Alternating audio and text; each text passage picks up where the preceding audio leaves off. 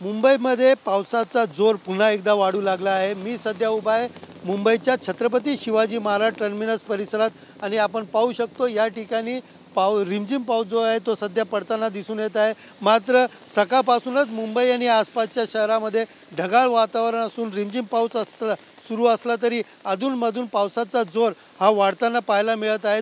सध्या तरी कुठेही वाहतूक कोंडी किंवा सखल भागात पाणी साचल्याची माहिती मिळत नसली तरी दुपारनंतर पावसाचा जोर अशाच प्रकारे वाढला तर अनेक सखल भागामध्ये पाणी साचण्याची शक्यता वर्तवली जाते।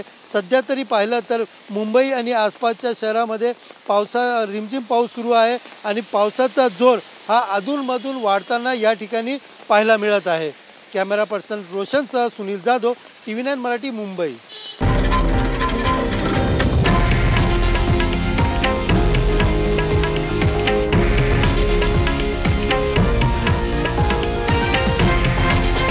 हे आहे देशातील नंबर 1 न्यूज नेटवर्क आणि आपण पाहत आहात TV9 मराठी, एकमेव।